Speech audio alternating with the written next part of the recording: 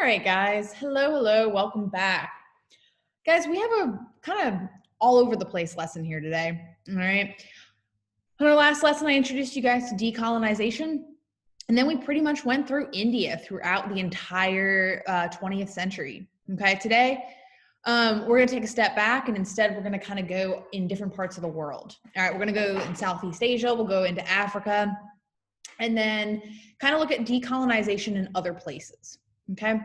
What you've got in front of you right now is an awesome GIF of the world and how decolonization, colonialism followed by decolonization kind of looked. All right, starting with 1492 with Columbus and Europeans and their trading post empires throughout period 2 and later into period 3, imperialism, colonialism, getting us all the way up till period 4 where people are, starting to lose their colonies. And now we get to 2008 and we just have kind of our countries rather than our giant imperial empires. All right, and that's what decolonization is all about. It is essentially these colonies that Britain took over during period 3, during imperialism, kind of latched onto, extracted their resources and didn't really let go until now, until the 20th century when these colonies are finally beginning to achieve the independent nation states that they are so desperately seeking. Okay. And that's what we're going to talk about today. Now, I admit we're going to go all over the place. So if I'm talking too fast, you can always slow me down on this little YouTube app. And if not, just please take good notes. Email me if you have questions. Okay. So still in period 4, still in unit 8. I know we've actually been in unit 8 for only like 3 or 4, maybe 5 classes now, but this is actually going to be one of our last lessons on unit 8. After this, we're going to switch on over to Unit 9, which will be our final unit of AP World History, which is awesome. So guys, we're going to start. I do want to give you guys a reminder about College Board major themes because decolonization is one of them. All right. And then, as I said, we'll switch to all different case studies of decolonization. So if I asked you guys to give me some of the major themes in this class, I'm really hopeful that most of you kind of settle on the ones you're looking at. All right, College Board obviously asks a buttload of questions about industrialization and imperialism. They also ask lots of questions about the trading routes. All right, we've been talking about Muslim merchants, the Silk Road, the Indian Ocean trading route. All right, Columbian Exchange, another really big theme. Okay, the movement of food throughout the world and how that increases populations. But guys, one of them that we only kind of briefly talked about is decolonization. Okay, we've only looked at decolonization in India. So today's lesson is pretty important because we're going to look at decolonization in other places. Okay, so make sure you know what decolonization is and how it fits into this AP World History curriculum because, again, very, very important. Major theme amongst all the other important themes you have in front of you right here. So guys, that's amazing GIF that you guys looked at when we first started class. I went ahead and screenshotted one of the that first one. All right, 1914. Anybody remember what happens in 1914? Yes, World War I. All right, at the height of imperialism, 1914, when imperialism is one of the major causes of World War I, one of those major conflicts. This is what the world looks like. Okay. Huge components of Africa, actually pretty much all of Africa is run by Europe.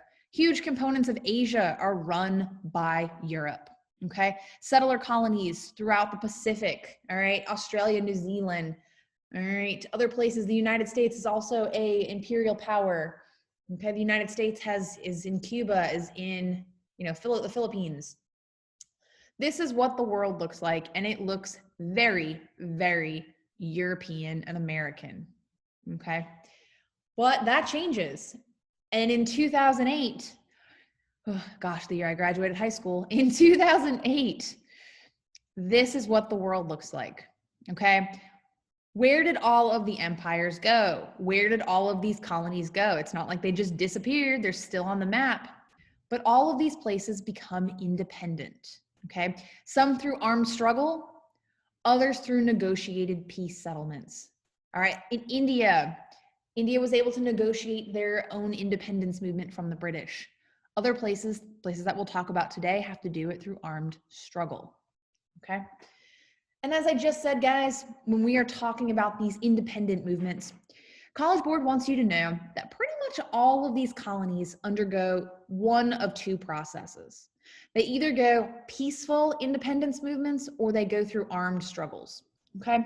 Now, we spent all of last class talking about the Indian partition. Okay, in 1947, India was successfully able to petition Great Britain to grant its independence. And after several years of saying they weren't going to do it, Britain finally granted India independence and also partitioned it, basically split it in half between the Muslim state of Pakistan and the Hindu state of India, okay? But guys, today we're going to actually first start the class by talking about a different type of independence movement, an armed struggle. And this time we're going to look at Vietnam, okay? Vietnam is going to be a colony of the French. It will be a French colony for a very long time, all the way until the late 1950s. And then it will kind of shift a little bit to being independent, but also being connected to the United States. And we'll talk a little bit more about what that means. But again, guys, I do need you to know that there are two separate type of independence movements, one peaceful, one armed struggle. I also really like this map, guys. This gives you an example or an idea of when these colonies are going to be able to break apart. You can tell a lot of them are the 1940s, 50s, 60s, pretty much always after World War II. All right. So, guys, let's talk about Vietnam. And in order to talk about Vietnam, we've got to talk about this guy right here, a man named Ho Chi Minh. All right, Ho Chi Minh is a very, very important leader, okay? He is a communist, okay? However, he's also a nationalist. It's kind of a rare breed. You have a lot of nationalists that are also liberals. It's very rare that you find a nationalist that is also a communist, but Ho Chi Minh is that. Now, Ho Chi Minh is a really educated guy. All right, he was born in Vietnam, but he was educated in France. All right, spoke fluent French. And the thing is that Ho Chi Minh opposed French colonialism. He really was kind of sick of French rule over Vietnam. And he moved to have the French give up Vietnam, okay? He wanted Vietnam to be its own independent nation state. Again, Ho Chi Minh is a nationalist, okay? Now, Ho Chi Minh also thought that the United States would support the Vietnamese move to become independent of France. However, he was dead wrong, okay? Remember, the United States, this is still the Cold War, guys, and the United States is still practicing that policy of containment, all right? Containment is the idea where we're not going to mess with communism where it exists now, but we're going to contain it. All right, we're not going to let communism spread. And Ho Chi Minh is a communist. So we ain't going to let this guy spread his communist ideas. All right. So again, Ho Chi Minh thinks the US is going to help him, and turns out that ain't the deal. All right. The US is opposed to Ho Chi Minh's communist independence movement. Okay. So Ho Chi Minh instead gets support from communist China, as well as the communist Soviet Union. And Ho Chi Minh is going to be up here in North Vietnam, where the French are going to be down here in South Vietnam. And they're going to have an armed struggle throughout the late 1940s and 1950s, trying to get the French out. All right, Ho Chi Minh's ultimate goal is to unify Vietnam between North and South under a communist regime, but mostly he wants to kick out the French. All right, so Ho Chi Minh, with support of these other Soviet or these communist regimes, is going to begin this fight from North Vietnam while the French are going to be in South Vietnam. Meanwhile, the US is actually going to help the French. All right, they're also going to help the South Vietnamese, who are not communist. They're not really democratic either, but they're not communist. So because of our policy of containment, the US is going to help these guys in the South, despite the fact that they're not democratic either. Hashtag containment. Okay. So guys, in the late 1950s, the French get their butts kicked. Okay. I could sit here and tell you lots and lots of stories about how the French suffered in World War II, and they did, but ultimately the French lose. And on top of that, the French also sort of have their own homegrown enemies here in the south of Vietnam, a group called the Viet Cong. The Viet Cong are a group of Vietnamese people in the south that also want to unify North and South Vietnam and be communist. So these Viet Cong, who look exactly like all the other Vietnamese people, are going to fight a guerrilla war against the French. What is a guerrilla war? Well, it's not that traditional kind of war between two major armies. It's kind of guys hiding behind trees and throwing bombs at people. You can't see them, but people are shooting at you. Okay? This guerrilla warfare is going to destroy the French. The French are kind of used to these more conventional wars, right? They're in World War I, World War II. They're used to guys standing on one side and the other side shooting at each other. They're not used to having people shoot at them from trees, okay? And this conflict is eventually going to be too costly for the French. Finally, after a really, really awful battle at a place called Dien Bien Phu, the French are going to exit Vietnam. All right, they're going to leave behind North Vietnam, which is communist, and South Vietnam. Okay, South Vietnam is not communist. They're not democratic either, but they're not communist. And because the French have left, the United States and this policy of containment, the United States feels that they have to fill the void of the French. All right, the United States continues to support the South Vietnamese that are not communist, and they're going to continue to send weapons and money. All right, specifically, the United States is going to, send airplanes, conduct airstrikes. Eventually, the United States will send troops. So those of you guys might have grandparents or great uncles who fought in the Vietnam War, okay? Why? Well, because of this policy of containment. Keep communism contained. Now, the Vietnam War, in many ways, very, very controversial war, okay? I'm not going to get into the politics of whether it was right or wrong, but just know that it was a very, very controversial war. And to be honest, there was a lot of casualties, especially American casualties. A lot of casualties on the Vietnamese side as well. People are kind of sort of killing Vietnamese people regardless of whether they're communist or not. All right, American soldiers don't really know who the enemy is. There's no sort of like red tattoo on your face that says you're a communist. So American soldiers tend to be a bit brutal in Vietnam. And the problem is that these missions that United States soldiers are on, to seek out these commies in the Vietnamese jungle, they tend to kill a lot of innocent people. And the American media really latches on to that. Okay, newspapers and news channels are kind of showing footage of innocent Vietnamese people being killed by United States soldiers. And on top of that, the American people back at home throughout the 60s are starting to wonder, why the heck are we in Vietnam? The Vietnamese did nothing to us. I mean, what's the whole point? And you start to see huge protest movements. All right, poor media coverage on top of these protest movements and the fact that there's really not a lot of success. All right, a lot of Americans are being killed in Vietnam and they don't bring back any hardcore tangible success. Like, well, we don't know how many communists we killed. We don't know if we're close to actually winning this war.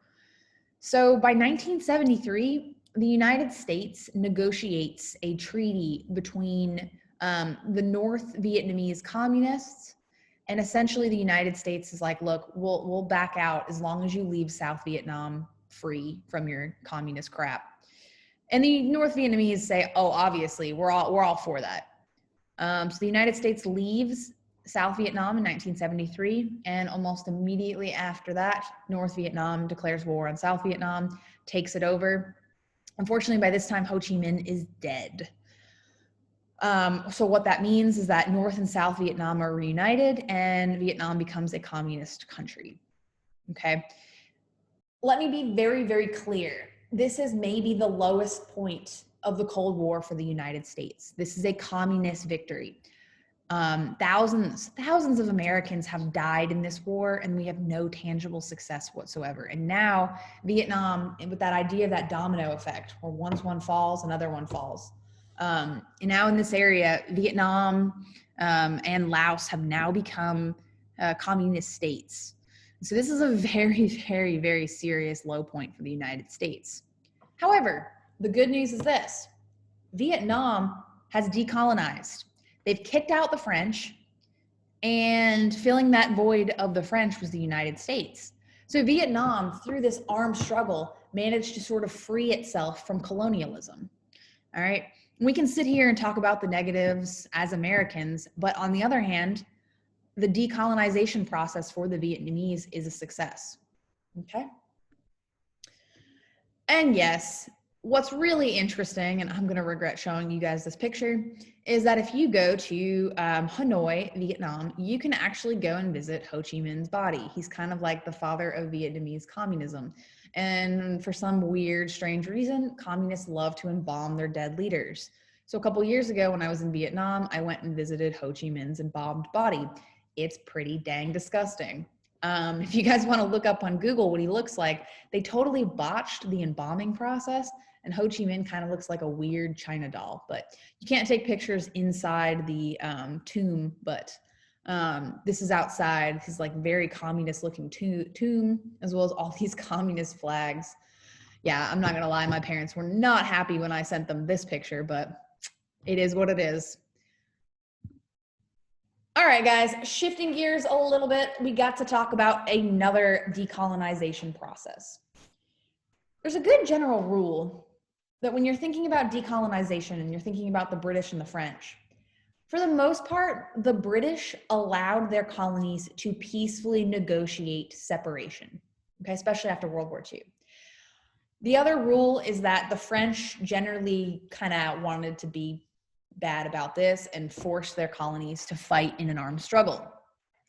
So Ghana in 1957, Ghana is part of what used to be called the Gold Coast. All right, you can assume what you want about the Gold Coast, other than this is former Mansa Musa territory. So a lot of gold region coming from this region. Okay, now Ghana wants to be independent, and it is a colony of the British. So, ignore that first part, guys. Ghana's going to negotiate a peaceful withdrawal. Okay, so because this is a British colony, they're going to finally get the British to agree to allow Ghana to go. All right. Now, when Ghana becomes its own independent colony, it's going to be led by this guy right here, Kwame Nkrumah. Now, Nkrumah's kind of an interesting guy. He is a Ghanaian, and he actually spent a lot of time in the United States, particularly in Harlem, New York. All right. However, he is a socialist. All right. Remember, not all socialists are communists, but all communists are socialists. So he's not a communist, but he is a socialist. And even though at first Kwame Nkrumah is part of the non-alignment movement with India, he starts to kind of slowly drift towards the USSR. Okay. And this is going to come at the cost of being accused of a dictator. Okay.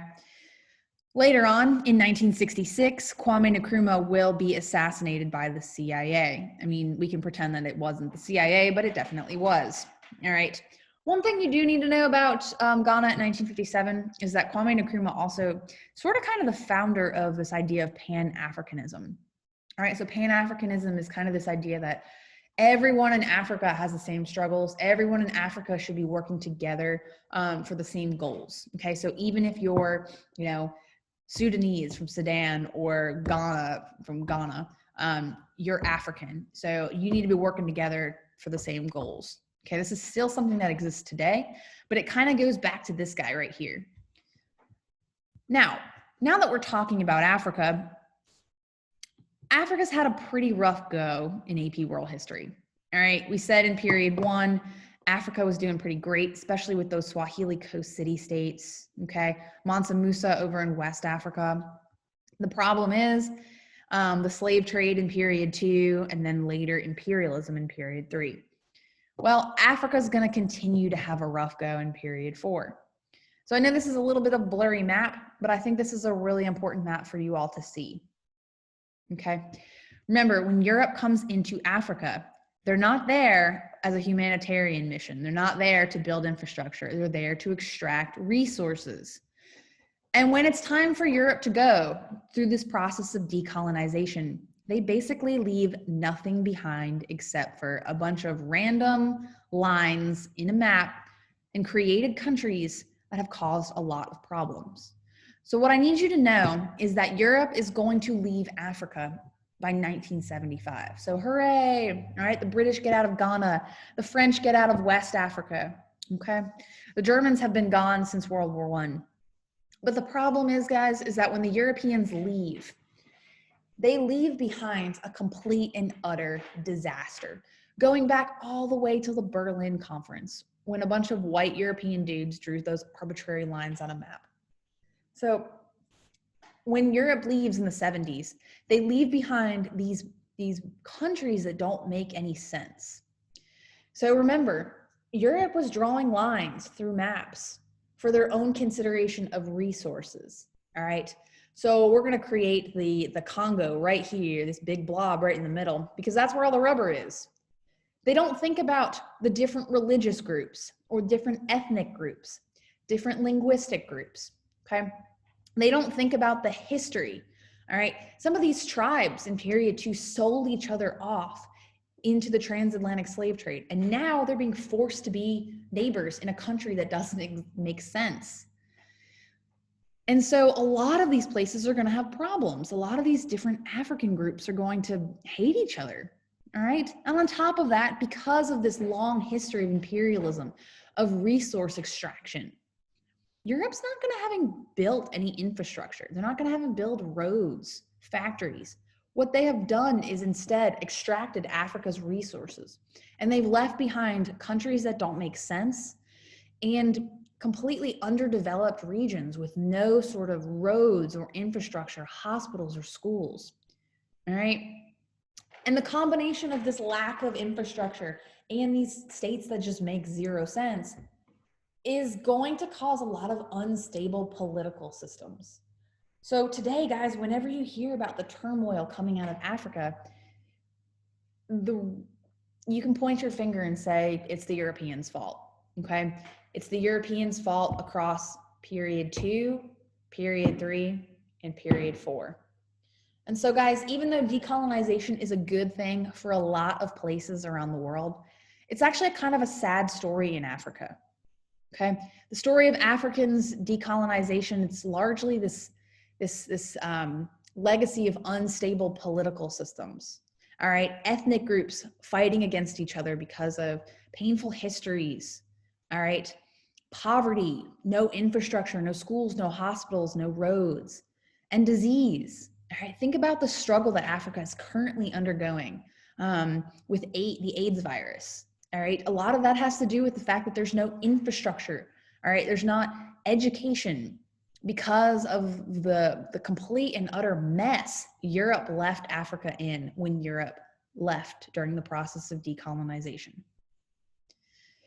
So yes, sad story. But to make the story even sadder, we can now talk about decolonization of the Middle East. Now, guys, in World War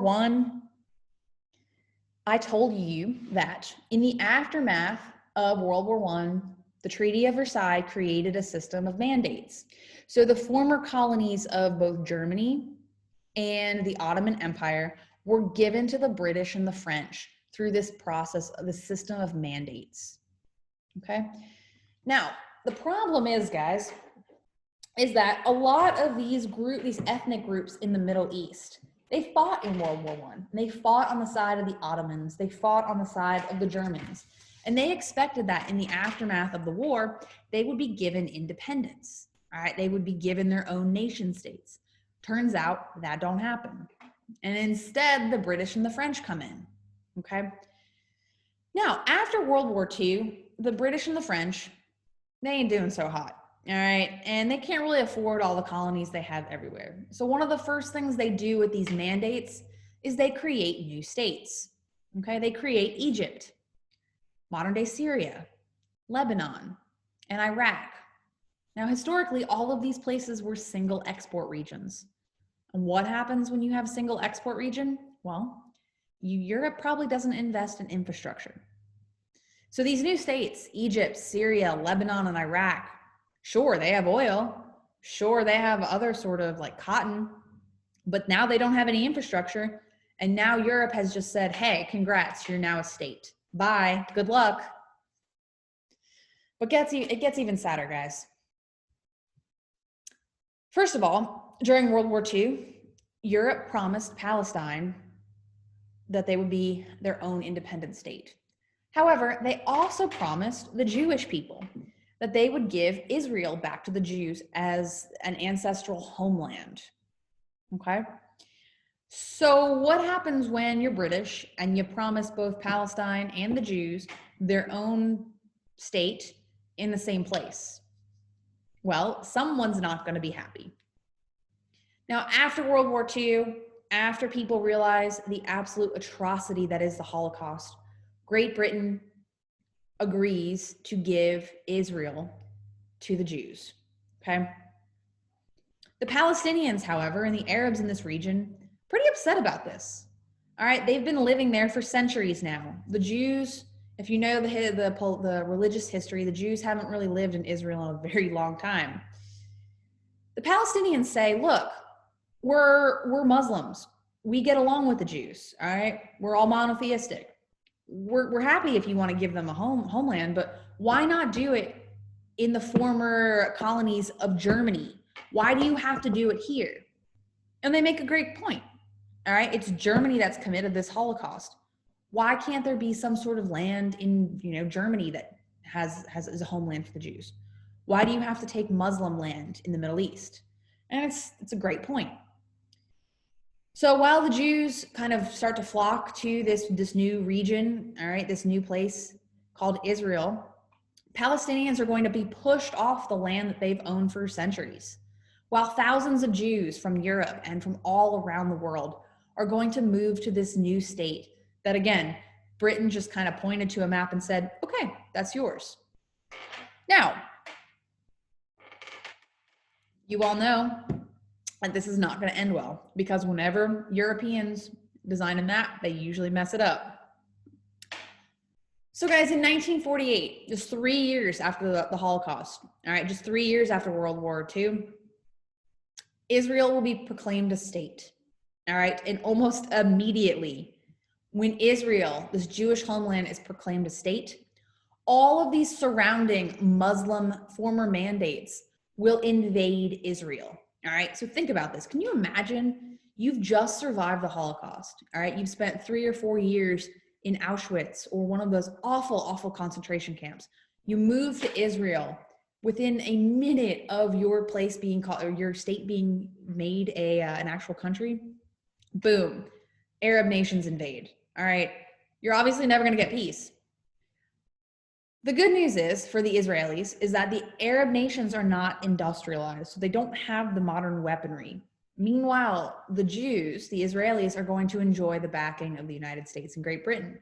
So they're going to use the industrialized militaries of the United States and Great Britain to fight back those Arab nations. So within 6 months, Israel has control of the entire area. And that now, because they've won this conflict, they're going to take even more land from the Palestinians. All right, they're going to give Palestine even less land because they've just won this conflict against these Arab nations. Now, this is the first of many conflicts between Arab states and Israel. Okay, as you can see, Israel is this tiny little blue thing on the map right here, and all of these green areas are these Arab states that are pissed off about Israel.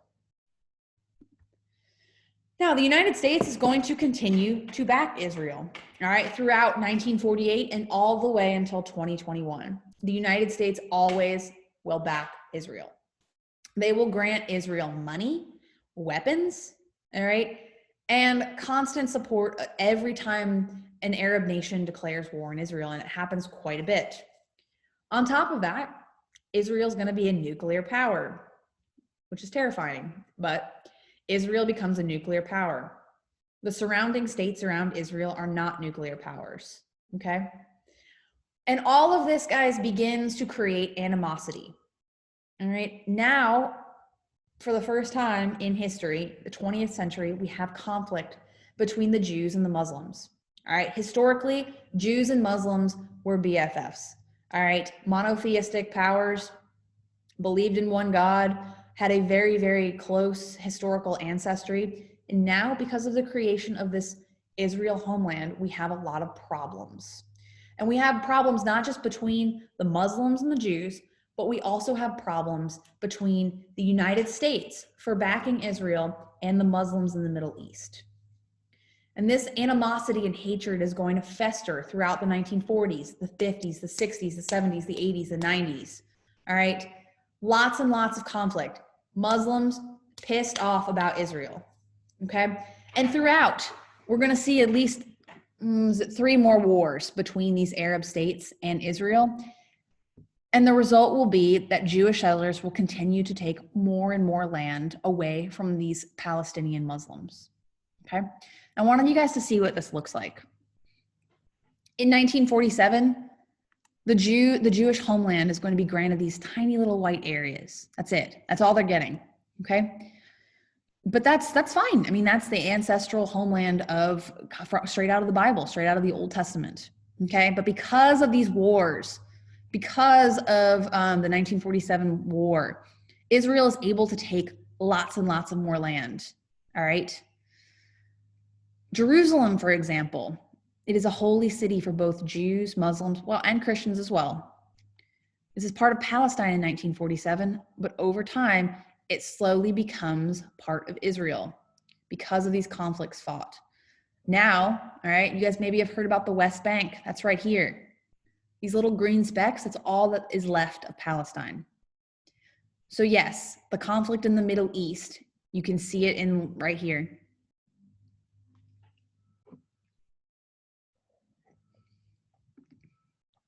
Okay, so decolonization, there you go. There has been a lot of things in the curriculum that I haven't been able to address because that hasn't really fit nicely in my lessons. So I need to go ahead and give you guys kind of some lessons that are a little bit out there that have nothing to do with decolonization. But you need these in your notes. These will be on the AP test. And I'm sure you've seen some weird questions in our multiple choice.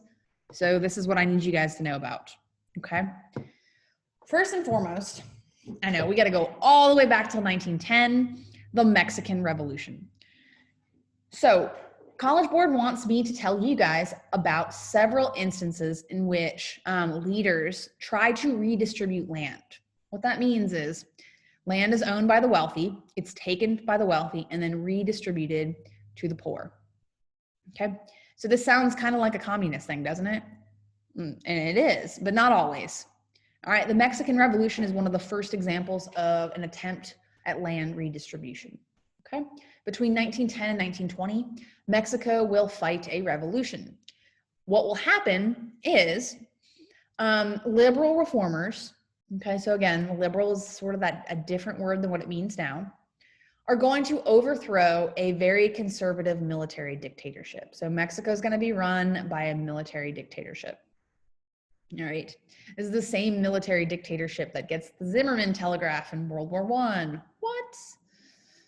Now, one of the things that these liberal reformers want is land. All right, Mexico has a lot of wealthy people that own a lot of land, and they want to redistribute that to the poor. All right, they want to make the lives of poor farmers, poor peasants in Mexico a little bit better. But the revolution was sort of a mixed success. There's a lot of really interesting things that happened during the revolution.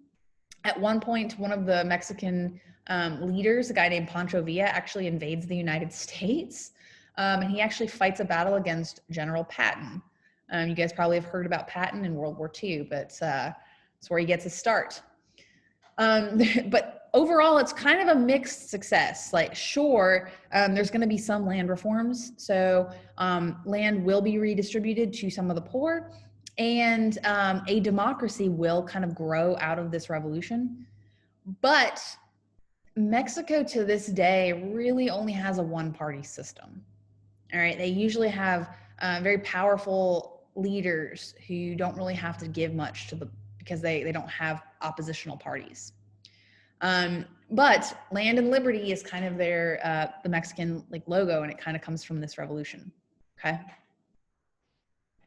So now that you know about the Mexican Revolution, I'm going to make sure you guys are also aware of other attempts to redistribute land. So other attempts to redistribute land, guys, you're going to see it a lot with communism as well as socialism. Okay, so communist leaders like Joseph Stalin, Mao Zedong, and Ho Chi Minh will take land and redistribute it to the poor. Okay, giving everyone a fair shot. That's part of communism, equality, right? But socialist leaders will also do this. Now, again, to reiterate, not all socialists are communist, but all communists are socialist. So Indira Gandhi over in India and Kwame Nkrumah over in Ghana, they also attempt to redistribute land. You don't really see the redistribution of land in capitalism, okay? You don't really see that because the government is much less involved in the economy, much less involved in creating that equitable circumstance for people. But just know that in these attempts to redistribute land, you see it in Asia, Africa, and Latin America, especially in these communist and socialist regimes, okay? Now, another one that kind of weird fits in, but you gotta know it here in Unit 8, is I have to tell you guys about an organization that uses civilian violence to achieve political aims. Now, we really haven't talked about civilian violence. Most of the conflicts we've talked about, World War I and World War II, have been total wars. So when civilians have been targeted, it's because there's been a war against, like, the United States was fighting against Japan. So that it's a little bit different than when you have countries that are peaceful and yet groups still aim to target innocent civilians. So the one that I've chosen to talk about, and there's quite a few, is Al-Qaeda. I think a lot of you would probably be familiar with Al-Qaeda. So Al-Qaeda is a group, it's a terrorist organization led by a man named Osama bin Laden. So this awful person right here, okay? Now, it is a fundamentalist Muslim group. Now, I want to be very, very crystal clear with all of you. The majority of people killed by Al-Qaeda are fellow Muslims. This is a fundamentalist Muslim group. This is not all Muslims. This is a group that believes in sort of literal interpretations of Muslim doctrine, okay? And has sort of interpreted it in very, very different directions than what it was meant to say. And one of sort of the reactions of this group is anti-Western, specifically anti-American. All right, through the process that we'll talk about in Unit 9, globalization, the United States, the culture of the United States will spread rapidly. And this group wants to stop it. And one way they want to stop this Western globalization is by targeting civilians to achieve these political aims, okay? So what Al-Qaeda will do, they've done a lot of terrorist attacks. One thing that you guys probably didn't know about was that they've actually targeted the World Trade Centers twice. So in 1993, they bombed the World Trade Center. In 1998, they targeted an American embassy in Kenya and killed several people there. They also, I believe it was either 2000 or 99, they targeted the USS Cole, which was a US naval ship in the Persian Gulf. So that, obviously, that was a military target. These are civilians. This movement is based in Afghanistan. Okay, or it was, it's not anymore, in theory. And this attack right here, September 11th, which I know many of you've heard of, and if you don't know much about 9/11, just go home and ask your parents about it. I'm sure all your parents vividly remember where they were that day. I can tell you, I was in 6th grade, but this attack is going to lead to this global war on terror. So in 2001, the United States will declare war in Afghanistan, or will go to war in Afghanistan, later into Iraq, in other countries, to sort of root out this civilian violence. All right, these fundamentalist groups that aim to target innocent civilians in the name of, this sort of bastardized version of Islam. All right, again, this is a movement against the West. It's also a movement against Israel, specifically the United States' support of the existence of Israel. And it also aims to hurt other Muslims, specifically the ones that don't practice this form of fundamentalist Islam. Okay.